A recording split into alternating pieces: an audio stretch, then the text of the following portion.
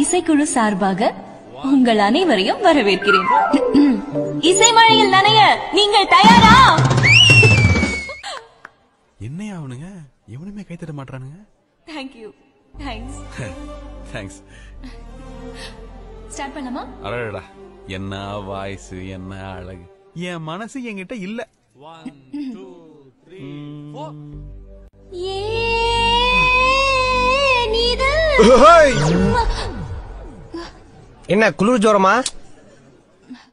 இந்த குரலை தான் ராத்திரி முழுக்க பாட வச்சு கேப்பீங்களா MD sir? Sorry MD sir.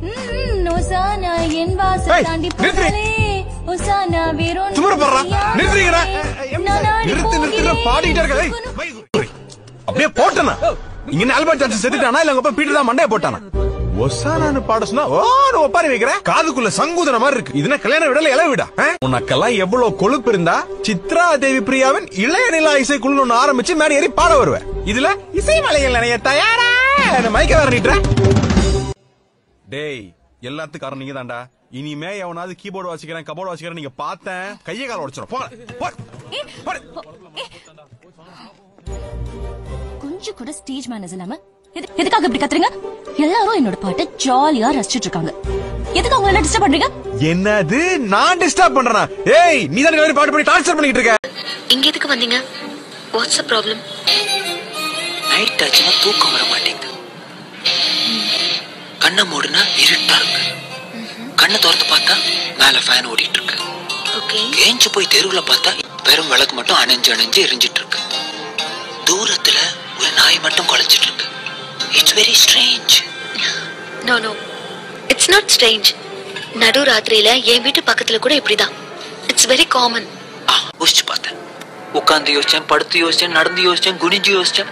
எப்படி யோசிச்சு பார்த்தாலும் ஒரே ஒரு விஷயம் தான் தெளிவா தெரியுது. எனக்கு உங்களை ரொம்ப பிடிச்சிருக்கு, நம்ம கல்யாணம் பண்ணிக்கலாம்.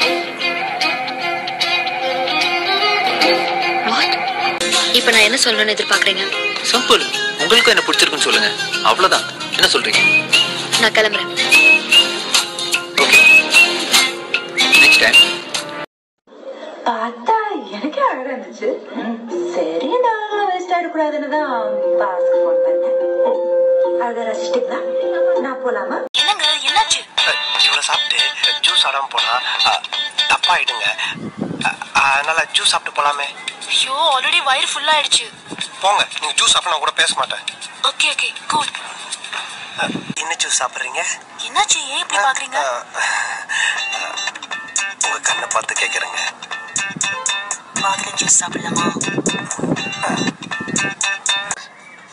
எஸ் சார், 2 மாதுளை ஜூஸ் கொடுப்பா. ஐஸ் போடலாமா? போட்டு. பால் ஊத்தலாமா? ஊத்திப்பா. சக்கரை போடலாமா? கிருஷ்ணால் ஊத்துறா. ரேஷன் கடையை வச்சுக்கிறேன், போய் தரோட போடா. ஏன் இப்போ டென்ஷனா இருக்கீங்க? ஒண்ணும் இல்லையே. ஈவினிங் மீட் பண்ணலாமா? ஈவினிங் வரைக்கும் இங்கே இருக்கலாமா? ரொம்ப ஆசைதான். அப்பாக்கு நான் ஹோட்டலுக்கு வந்தேன்னு தெரிஞ்சதுன்னா அவ்வளவுதான். ஏன் பாசல் எதுனா என்ன சொல்லுவாரா? திட்டுவாரு. ஐயோ, அப்பா போன்.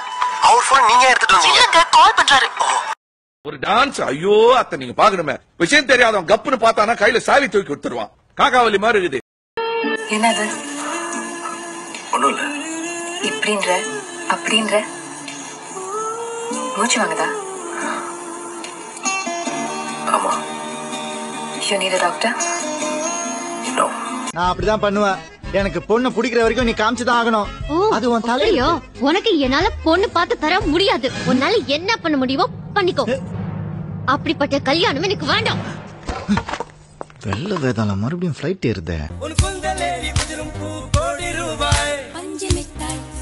5 ரூபாய் நீ பாதி தின்று தந்ததால் லட்ச ரூபாய்.